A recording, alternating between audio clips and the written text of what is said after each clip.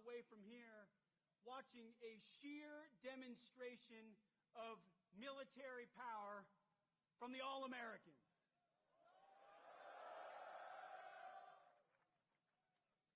It's incredible. I wish every American could stand in that field and watch 600 paratroopers fall from the sky after preparatory fires and assault on the objective.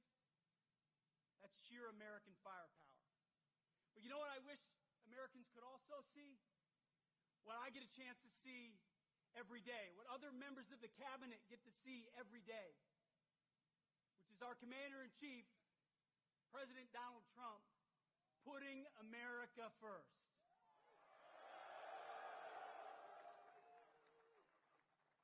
It doesn't matter the situation, whether he's meeting with foreign leaders, we're meeting in the Oval Office, or he's talking to soldiers. He's the same leader we know and love. He's laser-focused on America first, on peace through strength, and on supporting our American warfighters and vets.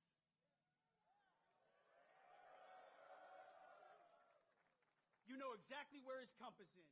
You know exactly what he believes. And what I tell troops when we travel across the world, and I've had a chance to meet so many of you fine Americans, what I always say, the message from our Commander-in-Chief is, he has your back.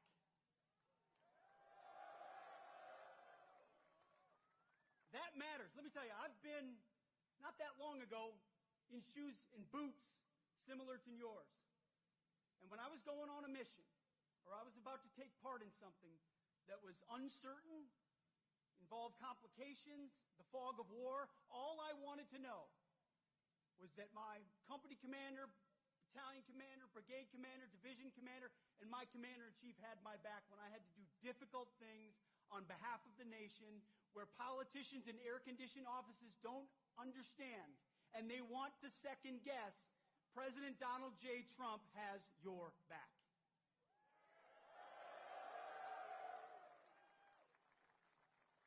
So at the Defense Department, we're doing three critical things at his direction. Number one, we're restoring the warrior ethos. We're getting back to basics.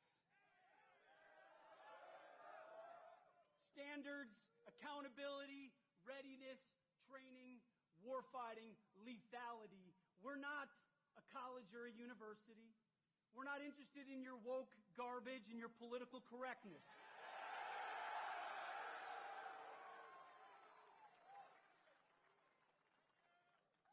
We're warfighters who close with and destroy the enemy on behalf of our nation when we come home to those we love, because we don't fight because we hate what's in front of us. We fight because we love what's behind us. That's what makes the American soldier different. So we're restoring the warrior ethos back to basics. We're also rebuilding our military. We'll have the first $1 trillion budget. You will have the best equipment in your hands to stare down the enemy. From multi-billion-dollar platforms to the best rifles to the best equipment to hypersonics and drones and fighters and jets, ships and carriers. Everything you need, President Trump will make sure you have. We're rebuilding the military after 4 years of deferred maintenance.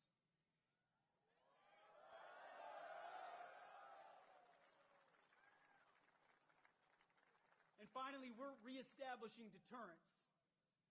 Our allies know that we stand with them, and our adversaries know what we are capable of doing to them, so that we can maintain peace through strength. President Trump seeks peace. He wants peace. So do I. So do you. For our families, for our kids and our grandkids. But those who long for peace must prepare for war. And that's something the 82nd Airborne, America's 911, does every single day. So it's an absolute honor to be your 29th Secretary of Defense. You have my pledge that every single day our focus is on you and your mission and having your back. And you're about 1 minute away from hearing from your Commander-in-Chief, President Donald Trump. God bless you and God bless our nation.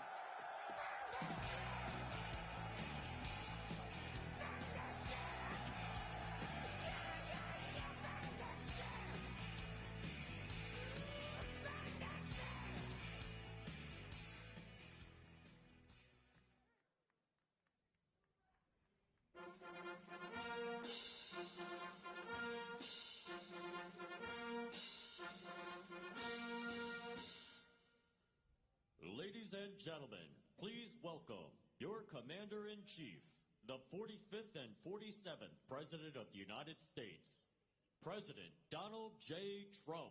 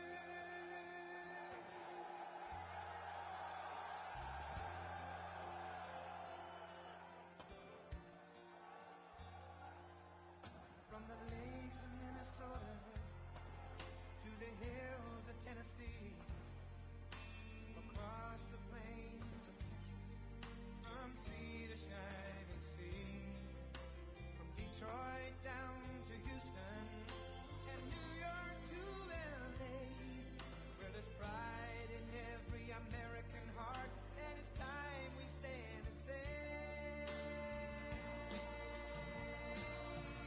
that I'm proud to be an American, where at least I know I'm free. And I won't forget the men who died, who gave that right to me. And I gladly stand up next to you and defend her still today. 'Cause there ain't no doubt I love this land. God bless the USA.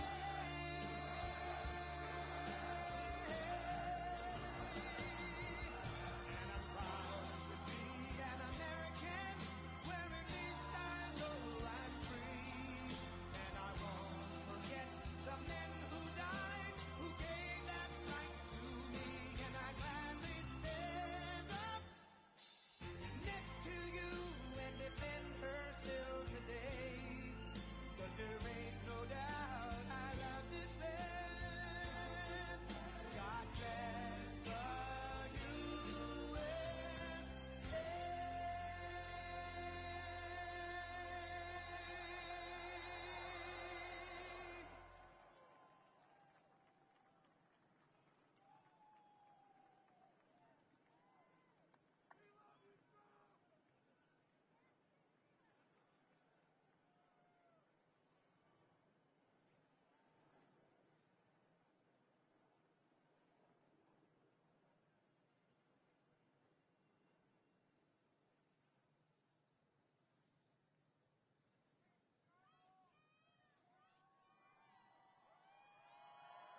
Wow. Wow. That's a beautiful sight, and it's a beautiful sight to be with you in a place called Fort Bragg.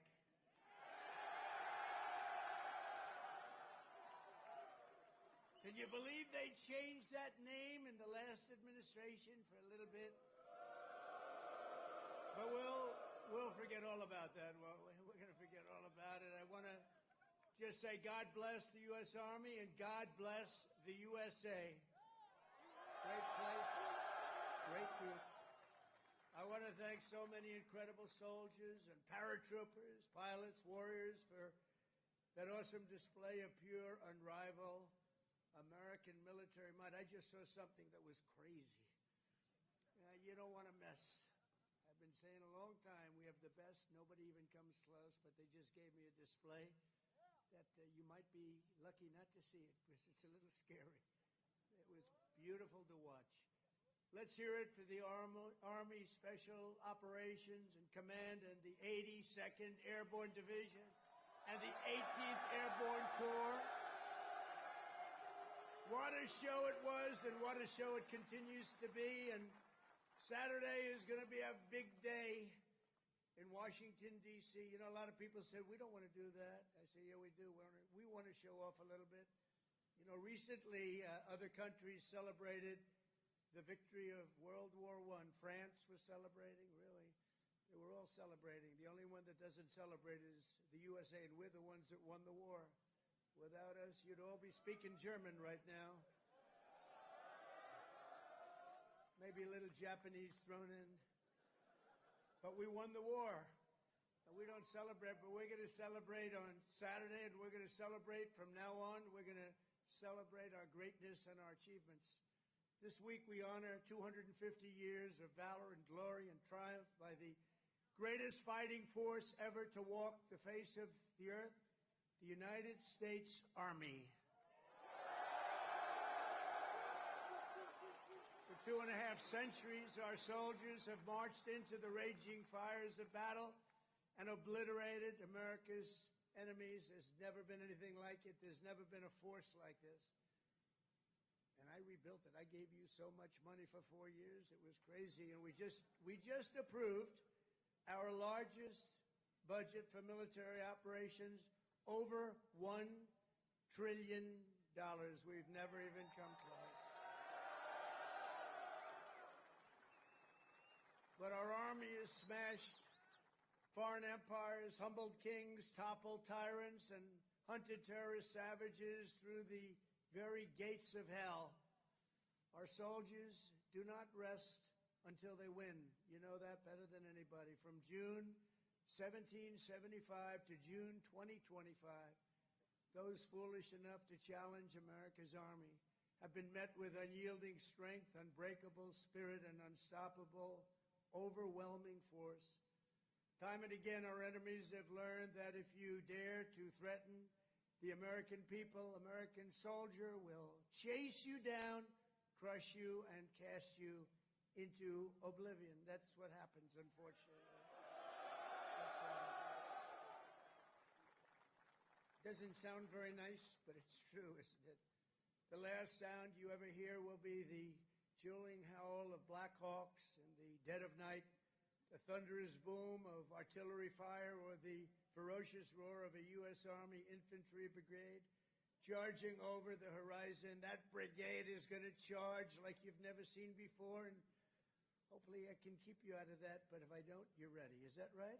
If I can keep you out of it. If I keep you out of it, that's okay, but if we need it, you're ready. You know, it's called peace through strength, isn't it? Peace through strength. For our adversaries, there's no greater fear than the United States Army. They all fear us, and we have the greatest force anywhere on earth. You know, you read different stories that others are building and building and building. We have a force like no other. They said it would take 5 years to defeat ISIS. We did it in 4 weeks. 4 weeks. We let him go. Unlike other of your leaders, I let him go. And we had General Raisin Kane, who's now the head of the Joint Chiefs of Staff, because I liked him. He was a warrior. He was a great warrior. And now he's been rewarded for his incredible work. But they said it would take 5 years, and we did it in 4 weeks. Someday I'm going to ask him to explain that one to me. But it was the television generals that said that. The real generals got out and fought, and nobody fought like them ever. But for the American people, there's no greater pride, because you are the righteous sword of American justice and the ultimate shield of American freedom. This week we remember that we only have a country because we first had an army. The army was first. In fact, the army was even before the country. You know that, right? 1 year before the country. After 250 years, we still proudly declare that we are free because you are strong. You are so strong. We're safe because you are brave, and America's flag will never fall because America's army will never, ever fail. Never going to fail. Every branch of the armed forces has played a critical role in protecting our nation, but no one has done more fighting, bleeding, and winning than the U.S. Army. Nobody's done that.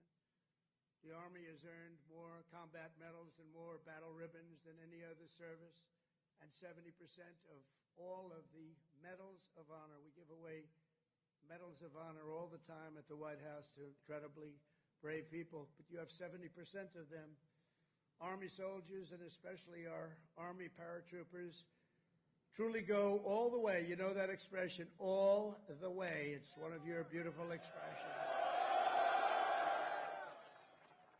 As President of the United States, let me express my undying gratitude to our nation for every soldier here today, for every veteran and their families, those incredible families that are with us and all across America, and for every patriot who has worn the uniform over 250 years. Can you imagine that? We thank you from the absolute bottom of our hearts. Few places loom larger in Army lore than where we are gathered today. The one and only Fort Bragg. The one and only Fort Bragg.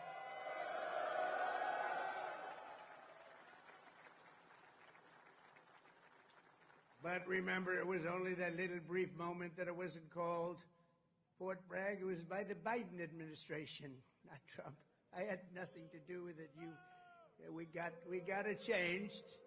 We said, you know, I came here numerous times and everybody, they kept saying Fort Bragg, Fort Bragg. I said, you know, it's not the name, but then I was making a speech. I said, what do you think I should call this place? Call it Fort Bragg.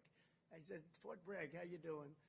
We won a lot of battles from this place, and that's the way it is. It wasn't even close. When Pete and some of the generals came to see me, I said, not even close.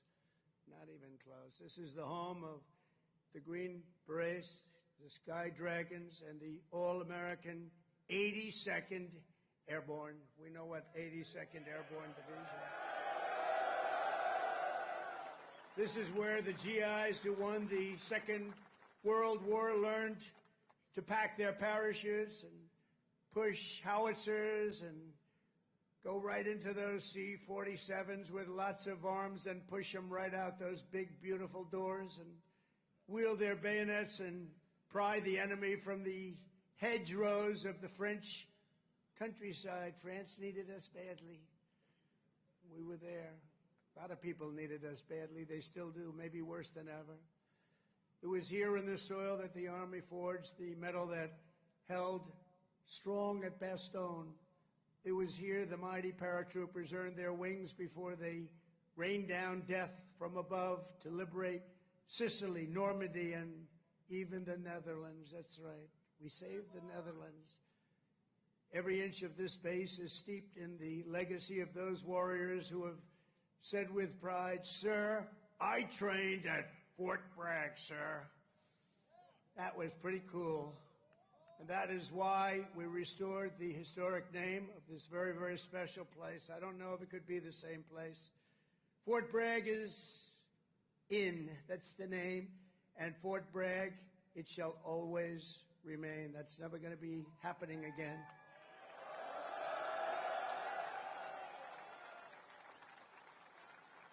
And for a little news for the fake news back there, the fake news. Ladies and gentlemen, look at them. Look at them all. Oh, what I have to put up with. Fake news. What I have to put up with. But they're all right. They've been very nice today. They were impressed with that display, I can tell you that. I think it took them a little by surprise. But for a little breaking news, we are also going to be restoring the names to Fort Pickett, Fort Hood, Fort Gordon, Fort Rucker, Fort Polk, Fort A.P. Hill, and Fort Robert E. Lee. We won a lot of battles out of those forts. It's no time to change. And I'm superstitious. You know, I like to keep it going, right? I'm very superstitious. We want to keep it going. So that's a big story. We just announced that today to you for the first time. They said, why didn't you wait till Saturday? I said, I can't wait. I got to talk to my friends here today. This is a record crowd. You know, you never had a crowd this big. That's an honor. You think this crowd would have showed up for Biden? I don't think so. I don't think so. I don't think so. Maybe I'm wrong. Maybe I'm wrong. I want to thank so many great leaders here today, including Secretary of Defense Pete Hegseth, who's been great. By the way, Pete, thank you. Great. And he went through the wars, you know. Pete went through the wars. He had to get through a very hostile group of people that I think really don't want to see America be great again, maybe, or something. But he persevered, and he got there, and he's doing a fantastic job. Great job, Pete. Thank you very much. Secretary of Veterans Affairs, Doug Collins, a fantastic man. Thank you, Doug. You're doing a great job. Doing a great, great job. Way, way up from the last administration, Veterans Administration. It's way up. You saw the recent poll. The people are happy. They weren't happy a couple of years ago. They were really happy 5 years ago. But it went downhill from there. We did so much. We got you medical. If you had to wait, if you had to delay at all, you go out to see a private doctor. We pay the bill. You take care of it. You don't wait for 6 months and end up getting very sick on something that could have been done with a little shot or a pill. We did that. Then they wanted to drop that. I said, we're not dropping it. But, Doug, I'm proud of you. I just heard some great things. Thank you very much. The Secretary of the Army, a really brilliant young guy, went to Yale. Can't have everything. Top student, Dan Driscoll. Thank you. Thank you, Dan.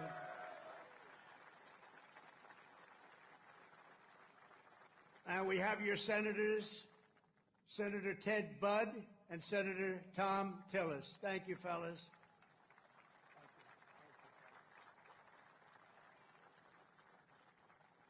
Congressman Richard Hudson, Pat Harrigan. Where's Pat? Pat? Good, Pat. You're doing great. You guys are amazing. And we have the big brass, General Andrew Pappas. General, thank you. Thank you, General. Doing a great job. General John Braja. John, thank you. Great job. Thank you for today, John. General Greg Anderson. Thank you. Thank you, Greg. Thank you. Sergeant Major of the Army, Michael Weimer. And before going further, I want to say a few words about the situation in Los Angeles, California. Have you heard of the place? Where I've deployed thousands of National Guard troops and hundreds of Marines to protect federal law enforcement from the attacks of a vicious and violent mob. And some of the radical left, they say, oh, that's not nice. Well, if we didn't do it, there wouldn't be a Los Angeles. It would be burning today, just like their houses were burning a number of months ago. Generations of Army heroes did not shed their blood on distant shores only to watch our country be destroyed by invasion and third world lawlessness here at home, like is happening in California.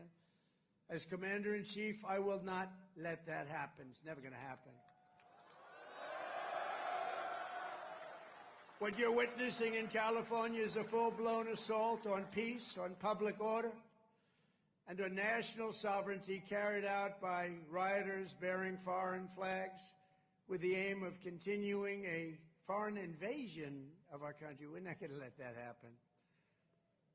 Remember, millions of people were allowed to come into our country totally unchecked and unvetted by stupid people or radical left people or sick people.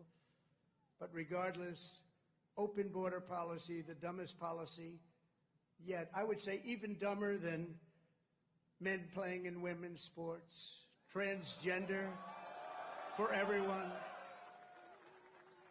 Even dumber than that. They're hurling bricks and cinder blocks at law enforcement. Did you see they're breaking up the sidewalks and the curbs, breaking it up with big, strong hammers? These guys are professionals. These are not amateurs. They're breaking it up because they took the bricks away from them. They came in with bricks, red bricks, that they could throw at our military and at the police in L.A., who are very good, but they weren't aggressive like our soldiers. Our soldiers really were aggressive, but they all worked together. But they came in with bricks, they were taken away, and they had hammers. Oh, wow, how did that happen? And they're pounding the sidewalk. I said, what the hell is he doing? And he's breaking it up and making it into concrete bombs in a way, and they're dropping them on our military. They're throwing them at our military. Pretty good arms they had, too. Hits guys right in the face, big chunk of concrete, worse than a brick. They're taking them up to the bridges and they're dropping them in the cars that are going by. These are animals. But they proudly carry the flags of other countries, but they don't carry the American flag. They only burn it. Did you see a lot of the flags being burned? They weren't being burned by people from our country or from people that love our country. People that burn the American flag should go to jail for 1 year. That's what they should be doing. 1 year. And we'll see if we can get that done. We're going to try and get that done. We're working with some of your senators. I know Senator Josh Hawley is very much involved. And I know the two senators from here. I think you guys, are you guys in favor of it? Boy, would this be a bad time for them to say no. I got you. I got those 2 votes. The agitators are throwing firebombs, Molotov cocktails, lighting vehicles ablaze. You saw the cars that were burning, mobbing police officers and ICE officers who are the toughest people you'll ever meet, and they love our country, and they're getting really they want to stomp on them, but they're too tough. They don't allow it. And attempting to infiltrate and occupy federal buildings wearing armor and face shields. The best money can buy, somebody's financing it. We're going to find out through Pam Bondi and Department of Justice who it is. They're already on it. Who's financing all this equipment? Very professional. Under the Trump administration, this anarchy will not stand.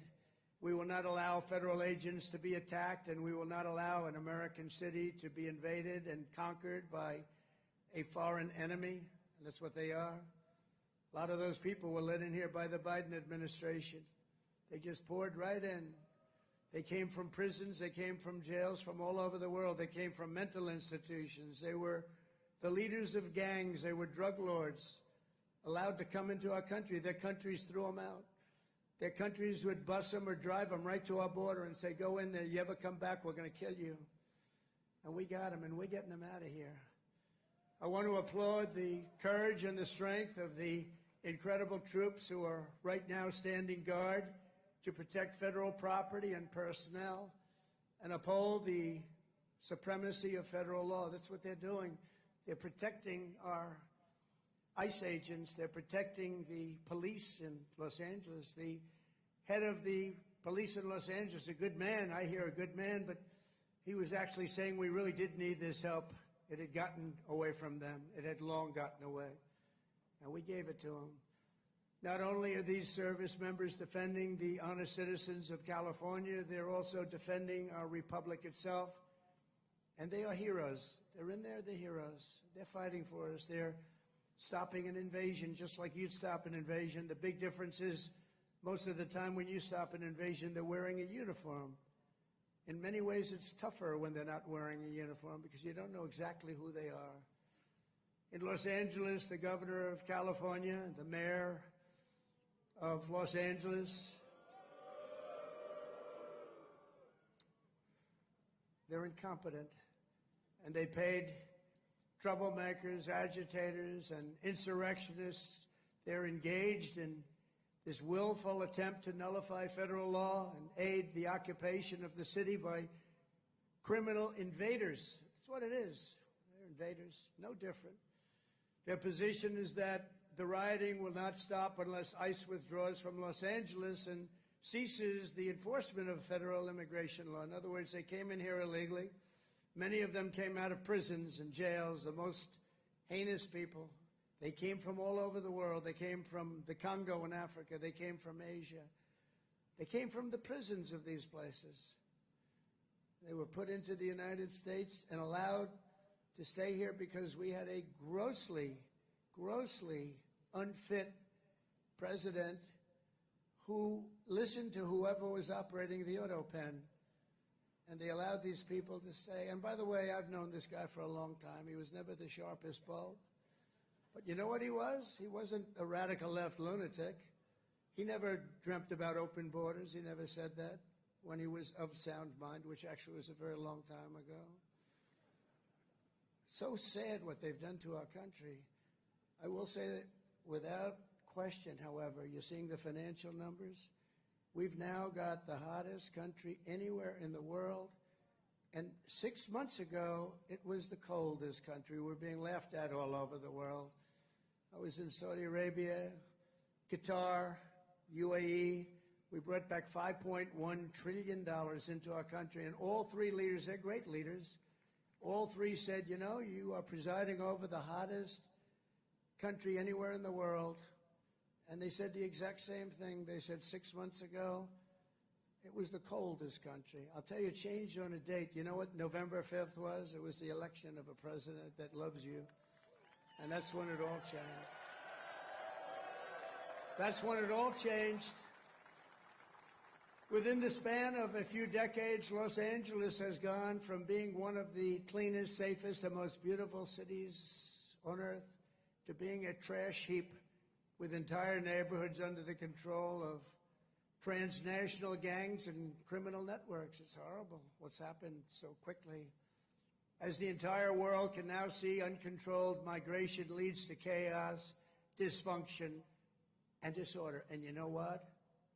They have it in Europe, too. It's happening in many of the countries of Europe. They don't like it when I say it, but I'll say it loudly and clearly. They better do something before it's too late. Very simply, we will liberate Los Angeles and make it free, clean, and safe again. It's happening very quickly. The one big, beautiful bill, you've heard about it. We call it the one big, I was on one of the television shows, I think, Deface the Nation. Ladies and gentlemen, Deface the Nation. It's actually called Face the Nation for those of you that are smart enough not to know, because you're better off not knowing. But I was on one of the shows, and I said, we got to get a great bill. They said, would you like it to be one bill, or would you like it to be 7 or 8 bills? They said, I want one big, beautiful bill. And the Republican Party liked that statement. They call it one big, beautiful bill. So that's good. And that's what it is. It's great. And it's currently before Congress. It provides all necessary funding for ICE, for Border Patrol, and for the Department of Defense. And I told you at a level that we've never had before, over $1 trillion. We better get that bill approved. Otherwise, your helicopters and your planes and your equipment's going to start to look a little bit old, General. You better push your favorite congressman. You better push these 2 senators. I think they're in good shape, however. But we got to get it approved. And those congressmen by you are all 100%. I don't even have to talk to them. They've been so great. So I want to sign this into law immediately. And with the signing, so many great things will happen to our country. No tax on tips. Think of that. No tax, seniors on Social Security. No tax on overtime. They're going to pay for themselves. And if you get a car, and if you borrow money to buy the car, we're going to let you deduct the interest payment if it's a new car made in America. Only if it's made in America. If it's made in Japan or China or any place else, we're not really interested in your deduction. I was elected winning all 7 swing states, the popular vote by millions and millions of votes, in all counties throughout America by 2,750 to 525. That's what I call a big number. But this is a mandate from the people to restore the sovereign borders of the United States, and that is exactly what we're doing. Not only the borders, the financial institutions, and our country itself. We will not be deterred. And the mob in Los Angeles or anyone else, anywhere else, will not succeed. They don't even have a little chance. And I will be calling you early as I see this happening because, in theory, I guess you could say a governor could call, but they don't call. They let their city burn, like in Minneapolis with this guy who ran for vice president against J.D. That was a good debate, J.D. against this guy. Remember how bad he was? That was I said, J.D., there's never been a man like you're competing against. This is the worst. I think he's running for president, too. Can you believe it? But he's a radical left lunatic. And I'll never forget, in Minnesota, that city was burning down. Minneapolis was burning down. It was going to burn to the ground, and he wouldn't call the guard. And I waited for a long time, and I called the guard, and I saved it. But I wish I would have called it the first day. And I said, if this ever happens again, because I was thinking about running because the election was rigged and stolen, we all know it. They said, we're going to run again, and if I win, which I hope, remember, we're going to make it too big to rig. But we did. We won by millions and millions of votes. So beautiful to watch. That was such a beautiful 9:02 in the evening. He said, "Ladies and gentlemen, Donald Trump is projected to be the winner." I said, "Well, you think that was easy? I don't think these ladies from North Carolina think it was easy. You know, they followed me. I don't know what happened to their husbands. They're married to very nice people. But they've been to, 138 rallies? They said more. And they're from North Carolina. It's nice that we have one nearby finally, right? They go all over the country. I don't know what the hell's going on, but they're great. They're North Carolina, beautiful, wonderful woman, and we appreciate it. Like 130 rallies or some crazy number. Are your husbands satisfied with that? Are they okay? Oh, here he is. He showed up. One of them showed up. That's great. Congratulations. Great women, actually. The great patriots. We will use every asset at our disposal to quell the violence and restore law and order right away. We're not going to wait 7 days and 8 days and wait for a governor that's never going to call and watch cities burn. And let me tell you, if we didn't do this, Los Angeles would burn. It would be burning to the ground right now, just like the houses burned to the ground just a few months ago. And the only flag that will wave triumphant over the streets of Los Angeles is the American flag. So help me God. The American flag is the one that's going to wave triumphantly over the streets. And now let's get back to the true reason we're here today, celebrating 250 years of unbreakable Army courage. This week we commemorate not just the starting point in Army history, but a turning point in the history of the world. That's how important it is. When the Continental Congress created the Army and appointed its first commander, named happened to be George Washington. Has anybody heard of him? George Washington. Are you okay, darling? Are you all right? Yeah, take your time, please. Doctor, please. Doctor. Doctor in the house. Thank you. Thank you very much.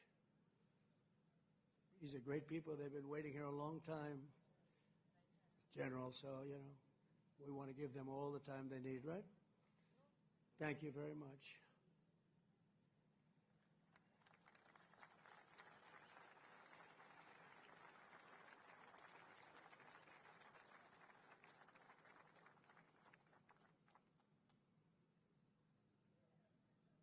Greatest people in the world. They are amazing. Amazing.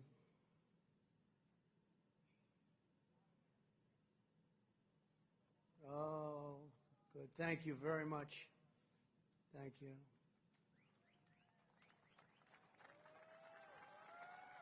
Okay, honey. Thank you. Beautiful young person. Beautiful young person. We have a lot of young people. You know, they have. We won young people, old people, and everything in between. It's sort of nice. Remember they used to say, but Trump doesn't have the young people. We won everything. Thank you very much, Doctor. Great job. When the Continental Congress created the Army and appointed its first commander, General George Washington, they sent the fierce spirit of a free nation into battle under a rallying cry that echoes to this day. Give me liberty or give me death. Have you heard of it? Quite a beautiful statement. Think of what that means. Give me liberty or give me death. I know exactly what that means. Just 3 days after the birth of the Army, the great patriot, founding father, Dr. Joseph Warren, was on the front lines as a soldiers stood totally outnumbered and outgunned at Bunker Hill. They had a group of soldiers against them that was supposed to be, in that day, unbeatable. Warren's mother had begged him, son, please don't do it. She said, please, please don't do it. Don't risk your life for even the patriot cause, please. And he replied, wherever danger is, dear mother, there your son will be. I will either set my country free or shed my last drop of blood to make us so. So beautiful. So the words are so beautiful. At Bunker Hill, Warren kept his vow, fighting and fighting and fighting and loving his country until he fell, drenched in blood, and gave his life at the very young age of 34. Exactly 250 years later, we are joined by Dr. Warren's great-great-great-great-great-grandson, and it's 7 generations down, and now an Iraq war veteran, retired Army specialist, Scott Warren, is here with his daughter, Sergeant E5 Carrington Sanders of Fort Irwin. I want to just, where are you? Where would you be in this big crowd? Thank you very much. What an honor. What an honor. You look great, too, by the way. You really look great. Thank you very much. What a great family. But you carry in your veins the love and devotion of a martyr for American liberty. Please stand. Just put that hand up once more for the people, because they want. Thank you very much. You're looking good. Looking good. Good genes. Good genetics. Thank you both. Thank you very much. The life of a soldier is not just a job. It's a calling and a sacred tradition passed down from father to son, brother to sister, and one generation to the next. At every hour of danger, our noblest citizens have answered that call, kissed their loved ones goodbye, and run to the sound of guns. You run to the sound of guns. You're riding right into them. You're going to win. When the British tried to reconquer our young nation in 1812, 1,000 Americans at Fort McHenry fought off a British invasion fleet, 5,000 strong. They say it was unstoppable. Lieutenant Francis Scott Key, you all heard the name, watched from Baltimore Harbor as the Army kept Old Glory flying high. Many people died. Deeply inspired, he wrote a poem in tribute to Army courage and American pride, known today as the Star-Spangled Banner, or our national anthem. Great. 8 generations later, we're joined by a descendant of Francis Scott Key, who has spent 2 decades in uniform, Major Kyle Key of Army National Guard fame. Please, Major, where are you, Major? Thank you. Thank you. Looking good, too. What's going on here? These guys they all come from a very fine strain of blood. That's great genetics is right. Thank you both very much. Major Key, thank you for helping to keep this incredible land of ours free and the home of the brave, and that's what it was. Through the decades that followed, the Army conquered the great frontier, won the war that restored our nation and broke forever the chains of slavery. A generation later, the Army's Rough Riders stormed up San Juan Hill with Colonel Theodore Roosevelt and swept the last foreign empire from the American hemisphere, forever swept. In World War I, our doughboys fought bravely in the Valley of the Marne and in the Argonne. There in 1918, a devout Tennessee Christian named Alvin York, you know that name, charged across an open field towards the German machine guns. They were firing at levels at that time that nobody had ever seen before. They were knocking down everything in their way, including giant trees were coming down. The enemy mowed down more than half of his platoon almost immediately. The platoon was going down like nobody's ever thought possible. But York pressed on into the jaws of death. He slayed German after German and returned with 132 prisoners from behind the enemy lines. And he had the option of killing them, and he didn't want to do that. And that's okay, isn't it, right? It's okay. But he brought 132 back. And his actions and the actions of that great day, a crazy but great day, Sergeant York earned the Congressional Medal of Honor and became one of the most famed and decorated heroes of the First World War. Very famous, actually, because of the movie that was made. And we're joined today by Sergeant York's grandson, Army Colonel Gerald York. Gerald? Thank you. Thank you, Gerald. Thank you very much. It's a great honor to have you. Thank you, Gerald. At his grandfather's funeral in 1964, Gerald was told by the command sergeant major of Fort Bragg that it was about time he joined the Army. And he volunteered for combat in Vietnam and gave the Army 31 of his best years. No, I think your best years are right now. You look very good. Your best years are right now. Keep it going. But Colonel York, we salute you. We salute your family and the fame and the bravery of your family. Thank you very much. Appreciate you being here. And in World War II, the Army once again came to the free world's rescue. Among the millions and millions who volunteered was Henry Armstrong. He enlisted 6 months before his high school graduation and did basic training right here at Fort Bragg. By the next year, he was in Normandy. He fought his way across France as part of Patton's Third Army, crossed the Rhine into the heart of Germany, and helped liberate a Nazi concentration camp. He was a brave person. Command Sergeant Major Henry Armstrong is here with us today. He's 100 years old, a veteran of numerous World War II battles, and 41 years in the Army.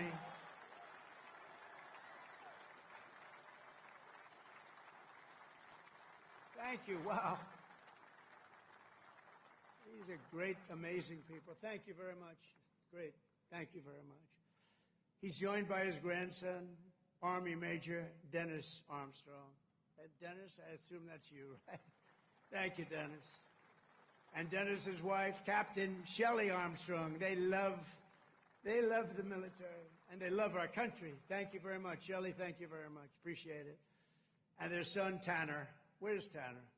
Let me see. Oh, he looks good, too. They all look good.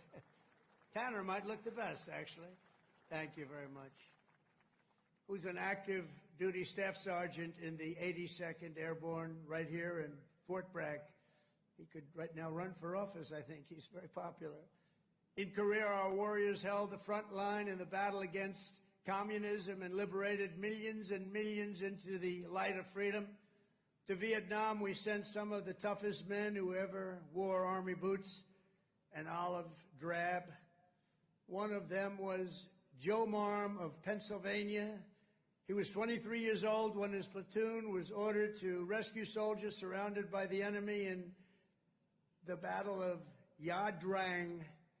Lieutenant Marm charged into heavy fire, killing 4 enemy soldiers in the brush before sprinting across 40 yards of open field. His teammates could not believe he was doing it, actually, they said. He then tossed a grenade that killed 8 Viet Cong gunners, plunged into the trenches, and killed still more before being shot in the jaw, badly in the jaw. He successfully cleared the way for his men to save their stranded comrades, and frankly, for his men to save their own lives. He was unbelievable. For his exceptional bravery, Lieutenant Marm received the Congressional Medal of Honor and retired as an Army colonel after 30 years of service. Colonel Marm is here today with his 2 sons, Will and Walter, both Army Rangers. What a great family legacy. Please stand up.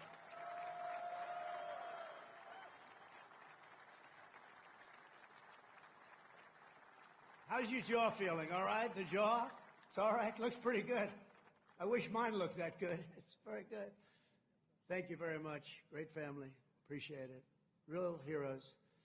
In the modern era, our soldiers have charged into the darkest caves and ventured into the most God-forsaken places to vanquish the forces of radical Islamic terror from the face of the earth. In 2007, Chief Warrant Officer Eric Phillips was stationed at a remote outpost in the Afghan mountains when a massive Taliban force attacked from all sides. He thought he was finished. For 3 hours, he led a hellacious counter-assault to successfully repulse the enemy in close combat. In the same deployment, Eric again repelled an attack by a vastly larger enemy force, saving countless lives. For his spectacular gallantry, Chief Phillips earned the Distinguished Service Cross and the Silver Star, becoming among the most highly decorated warriors of any branch in the war on terror. Actually, he is the most decorated, and it's not even that close.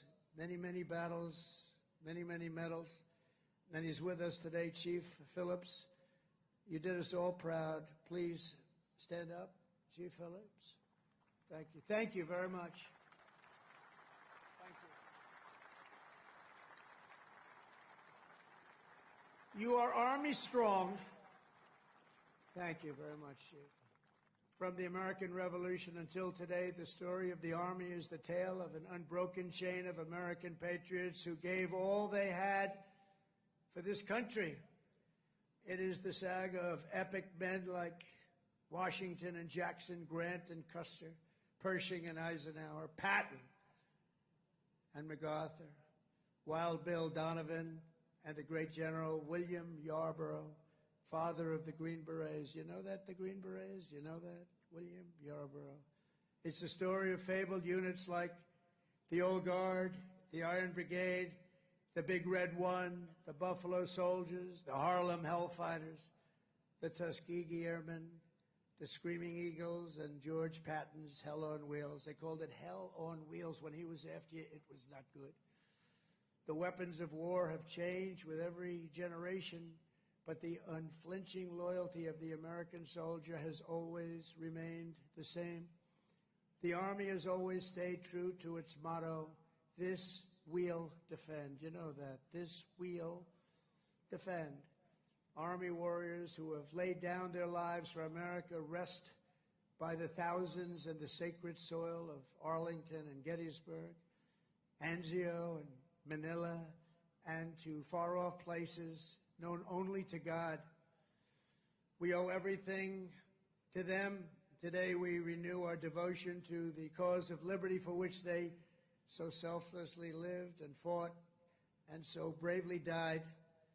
There could be no greater tribute to their memory than to prepare the Army to dominate America's enemies for the next 250 years and more than that.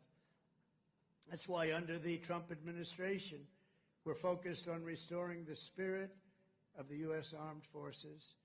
No soldier ever volunteered for the Army to be lectured about transgender diversity or inclusion. You don't want to hear that. Transgender for everybody. We don't do that.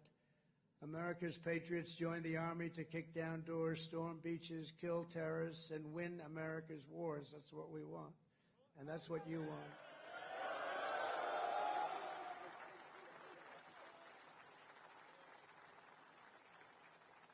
And to that end, we're making that record investment, but not only in the Army, in the other forces also, because you work together as a team.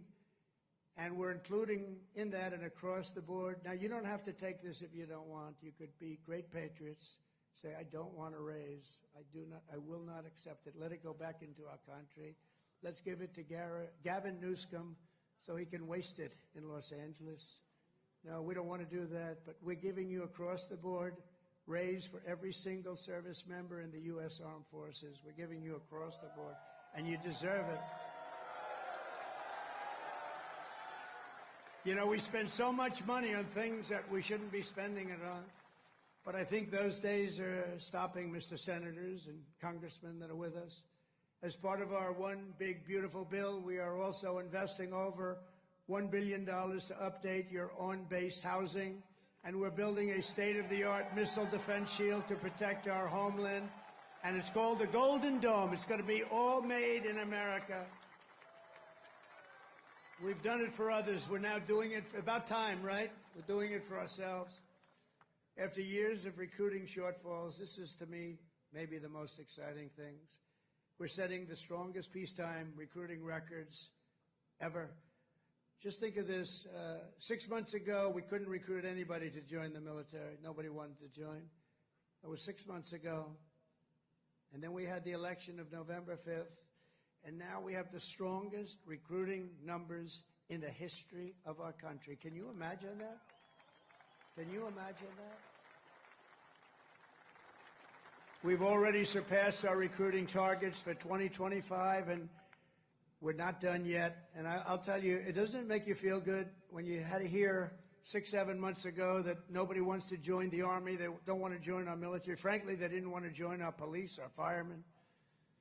They lost confidence. They lost faith in our country. And just a short number of months later, we're setting all-time records. In fact, your job might be in jeopardy. Somebody else may come in and take it. That was bad. We'll get you out of here. You have to be good.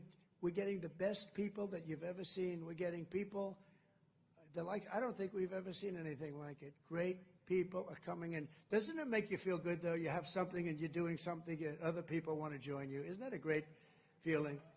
And wasn't it a lousy feeling just a short time ago when they announced, you're a soldier and you're proud of your country and you're proud of the Army in your case, and you're reading stories about nobody wants to come in and join the military, right? Isn't that lousy? Even the ladies from North Carolina were not happy with that. But then we had a great election. It was amazing. Too big to rig. We had a great election, and all of a sudden, the people are pouring in, and we have incredible people like Pete and the others that are here, Dan. I think they made a big difference. I really do. So thank you very much. All of you guys, I think you've really made a big difference. The Army will soon be stronger, bigger, and better than ever before. And every new soldier that joins our ranks will kindle the same fighting spirit exemplified by the likes of Sergeant Major Jim Schmidt, who's no longer with us. At 15 years old, after lying about his age, because he wanted to get in so badly, Jim trained at Fort Bragg to fight in World War II. When Jim's middle school wrote to ask if he would attend his 8th grade graduation, he wrote back, "That will be impossible, as I'm rather busy now. I'm in the hinterlands hunting down Germans," and I have to say this, and Italians. I know there are a couple of Germans and Italians here. As a paratrooper, he made the famous drops at Sicily and Salerno while still a young boy, too young to be in. The Army kicked him out. They found out about it. They kicked him out. They discovered he was way underage. They said, "Jim, you got to get out of here. You're a hell of a soldier, but you got to get out." But that didn't stop Jim. He enlisted in the Navy. But the moment he turned 18, he came right back, and he joined the 82nd Airborne. How about that? He went on to fight at the Chosin Reservoir in Korea, rough place. Saw combat in Vietnam and ended his career right back at Fort Bragg, having earned 2 Silver Stars, 3 Bronze Stars, and 2 Purple Hearts. With us today is Jim's widow, Peggy, and their beloved grandson, Army Specialist Christian Forbes, who is currently deployed at our southern border defending our country from an invasion, whether we like it or not. It's an invasion, but I don't know if you've heard, the invasion was 99.9% stopped. Did you hear that? 99? Could even be more right. 99.999% stopped. That invasion is stopped, so I think he's in good shape. Specialist Forbes, I want to thank you for defending America, and you've obviously done a good job because that invasion has been stopped, and we appreciate you being here. Thank you, wherever you may be. Thank you very much. Thank you very much. Great. We stopped that sucker, didn't we, huh? We stopped it. Thank you very much. Each and every one of you here today carries in your souls the love, strength, and courage of millions upon millions of Army patriots who came before you. Your uniforms bear the same stars and stripes that our ancestors carried to victory at Yorktown, across the Great Plains, and over our Rockies, up the Missionary Ridge, down through the streets of Paris. That's right, we went down the streets of Paris. We've got to help our allies, don't we? Across the sands of North Africa and onto the shores of Omaha Beach, into the blood-soaked hills of Korea. And it was a West Point graduate named Buzz Aldrin who first planted our great American flag on the face of the moon. We know that. Now it's your turn to carry that flag forward and to add your own daring deeds into this chronicle of triumph and legends. Now it's your duty to shield the flame of freedom that was first lit 250 years ago by the heroes of Concord Bridge and Bunker Hill. Standing before you today, I am more confident than ever that in the days ahead and every generation to come, the U.S. Army will heap glory upon glory upon glory upon us all. You will protect every inch of U.S. soil, and you will defend America to the ends of the earth. Wherever danger is, there the U.S. Army will be. Another beautiful phrase. Whatever peril comes our way, whatever menace threatens our people, you will stand strong, you will be proud, you will charge hard, and you will keep that flame lit, that beautiful, beautiful flame. You're going to keep it lit. You will hold the flag high, and you will do something that's become quite a famous little phrase also, but you're a hell of a lot braver than me. You will fight, fight, fight, and you will win, win, win. Thank you. God bless you. God bless our soldiers, and God bless the U.S. Army. Thank you very much. Thank you, everybody.